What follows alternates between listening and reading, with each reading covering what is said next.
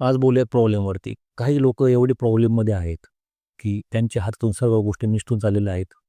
त्यांना असं वाटत आहे, की त्यांचं आयुष्य संपत चाललेलं आहे आणि आयुष्यामध्ये मी परत कमबॅक नाही करू शकत. तर एक गोष्ट लक्षात ठेवा, तुमच्याकडे 99 गोष्टी जर तुमच्या हातातून निघून गेल्या असतील, एक गोष्ट असेल, एक गोष्ट जी तुमच्या हातामध्ये असेल, त्या गोष्टीवरती आपल्याला काम करायचं आहे. त्यालाच पॅक धरायचं आहे.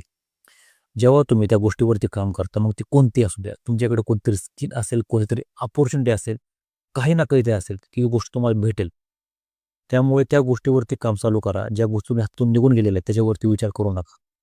जेव्हा तुम्ही त्या गोष्टीवरती काम करता, जेव्हा तुमच्या हातात असलेल्या गोष्टींवर तुम्ही काम करता, तेव्हा तुमच्या हाताबाहेरच्या ज्या गोष्टी आहेत, त्या हातात यायला सुरुवात होते. पण ऑब्व्हियसली जर 99 गोष्टी तुम्हाला गेलेले मिळवायचे आहेत, तर 1% पासून काम करायचं आहे.